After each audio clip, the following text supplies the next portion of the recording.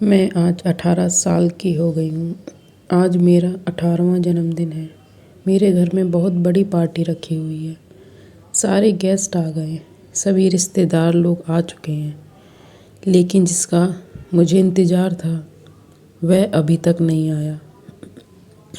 मैंने उसको बार बार फ़ोन कर रही थी, वॉइस कॉल, SMS, बट उसे किसी का जवाब ही नहीं दे रहा था। मुझे कुछ समझ नहीं आ रहा था मैं क्या करूँ। उसने मुझसे कहा था कि वह मेरे आने के बाद ही केक काटे।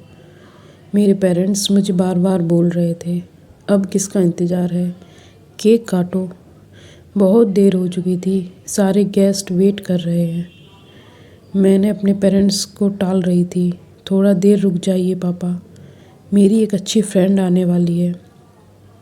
पता नहीं क्या हुआ, अभी तक क्यों नहीं पहुंची। उसका फ़ोन भी नहीं लग रहा।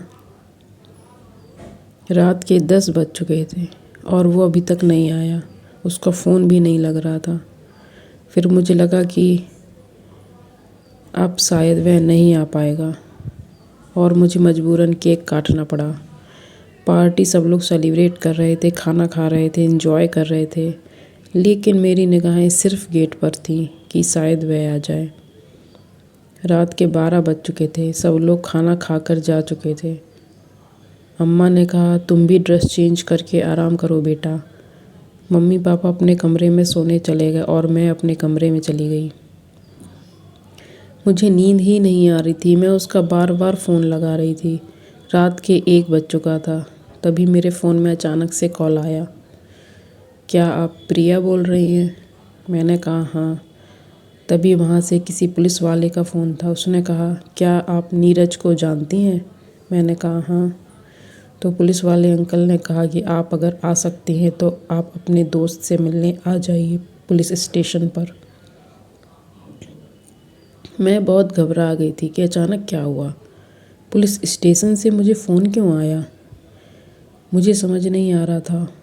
मैं 1 बजे रात की कैसे जाऊं? अगर माँ बाप से बताती हूँ तो वह मुझे जाने नहीं देंगे, लेकिन मेरा जाना भी ज़रूरी था। मैं जानना चाहती थी कि नीरज के साथ क्या हुआ है। तभी मैं चुपके से अपनी खिड़की से बाहर निकल गई और बिस्तर पर तकिया रख दिया।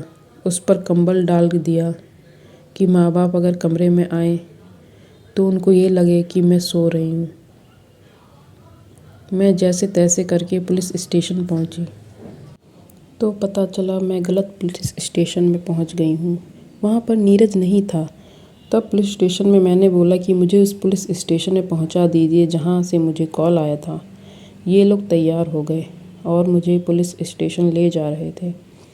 तभी अचानक रास्ते में उनकी गाड़ी का पंचर हो गई। रात के 2 बज चुके थे और मैं सुनसान रास्ते में कुछ पुलिस वालों के साथ रोड पर खड़ी हुई थी। जैसे तैसे गाड़ी सही हुई। मैं दोबारा से गाड़ी में बैठी और हम आगे निकल गए। जैसे हम फिर उस पुलिस स्टेशन में पहुँचे और मैं अंदर गई, वहाँ का दृश्य देखकर एकदम भयभीत हो गई। वहाँ पहुँचते ही मुझे पता चला नीरज अब इस दुनिया में नहीं रहा। उसकी बॉडी पुलिस स्टेशन पर रखी हुई थी। उसके हाथ पर मेरे नाम का टैटू था जो मुझे जन्मदिन में सरप्राइज़ देना चाहता था। मैंने उसे देखा और मैं ज़ोर ज़ोर से रोने लगी। तब मुझे कुछ सामान वहाँ से दिया गया कि यह सब नीरज के पास मिला हुआ है। इसमें एक ग्रीटिंग कार्ड था मेरे नाम का और एक लेटर। इसमें लिखा हुआ था कि मेरे जाने के बाद इस लेटर को ओपन करना। प्रिया, मैं तुमसे बहुत प्यार करता हूँ और मैं तुमसे शादी करना चाहता हूँ। हम साथ साथ स्टडी करेंगे और जब हमारा फ्यूचर सिक्योर हो जाएगा उसके बाद हम शादी करेंगे। मैं चाहता हूँ तब तक तुम मेरे साथ रहो। हम अपने पेरेंट्स से बात करेंगे, उन्हें समझाएंगे ताकि वह साथ तुम्हारी शादी किसी और से ना करें। आज तुम्हारे 18th बर्थडे है।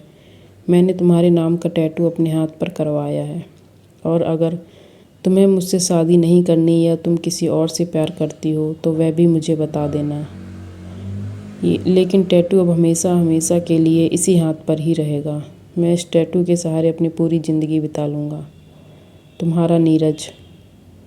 जब मैंने वह खत पढ़ा तो मैं और ज़ोर ज़ोर से रोने लगी, लेडी इंस्पेक्टर ने मुझे संभाला और उन्होंने कहा कि नीरज के घर वालों को अगर आप जानती हैं तो कॉल कर दीजिए। मेरे अंदर इतनी हिम्मत नहीं थी कि मैं कॉल कर सकूं। पहले मैंने अपने घर में फ़ोन किया और अपने पेरेंट्स को बताया, और फिर मैंने नीरज के पेरेंट्स को फ़ोन किया, उनको भी बुलवाया।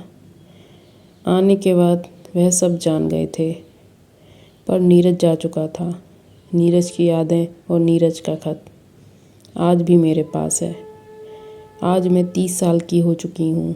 मेरी शादी अभी तक नहीं हुई, क्योंकि मुझे कोई अभी तक अच्छा ही नहीं लगा। आज भी मुझे नीरज का इंतज़ार है।